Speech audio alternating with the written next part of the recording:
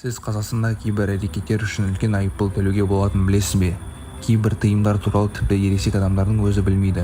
Бүгін біз Қазақстанда тыйым салынғанын көп адам білмейтін 10 нәрсені көрсетеміз. Бұл тізімдегі кейбір нәрселер сізді шынымен таңғалдырады. Сондықтан видеоны соңына дейін көріңіз.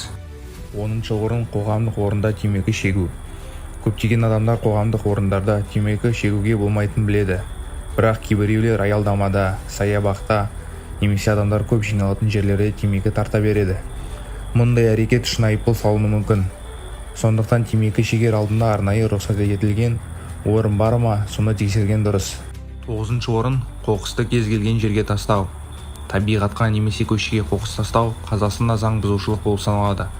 Бір бөтелке немесе бір қап қоқыс тастаудың өзі айыппұлға келуі мүмкін. Соңғы жылдары экология мәселесіне ерекше көңіл бөлініп жатыр. Сондықтан табиғатты таза ұстау әр адамның міндеті.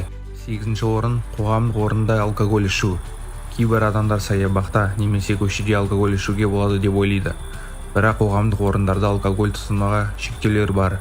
Егер құқық қорғау органдары байқаса, айыппұл салыну мүмкін. Сондықтан мұндай әрекеттерден аулақ болған дұрыс. 7-ші орын темір жолды рұқсатсыз кесіп өту. Көп адам уақыт үнемдеу үшін темір жолды арнайы өткелсіз кесіп өтеді. Бірақ бұл өте қауіпті ғана емес, заң бұзушылық болып саналады.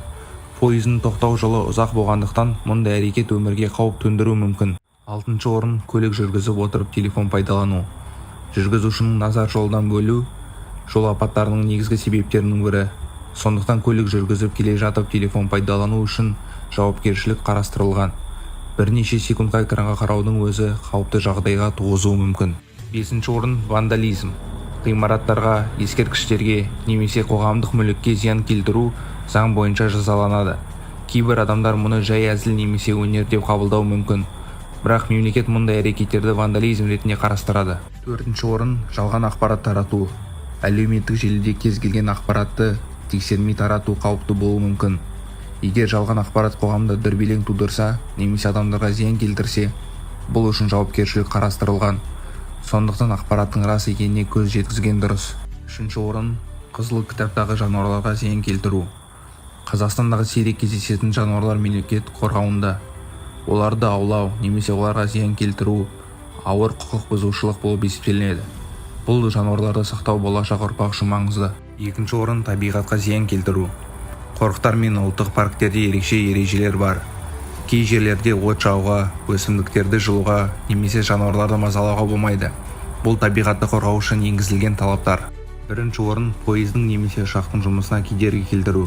Кейбір адамдар жалған хабарлама немесе орынсыз әзілдің салдары қаншалықты ауыр болатынын түсінбейді. Көлік қауіпсіздігіне қатысты жалған ақпарат үлкен мәселелерге әкелуі мүмкін. Сондықтан мұндай әрекеттер үшін қатаң жауапкершілік қарастырылған. Міне, Қазақстанда тыйым салынғанын көп адам біле бермейтін 10 нәрсе осылар. Қайсысы сізді ең қатты таңғалдырды? Пікірге жазыңыз. Видео ұнатсаңыз лайк басып арнаға жазылыңыз. Ал келесі қызықты видеода кездескенше.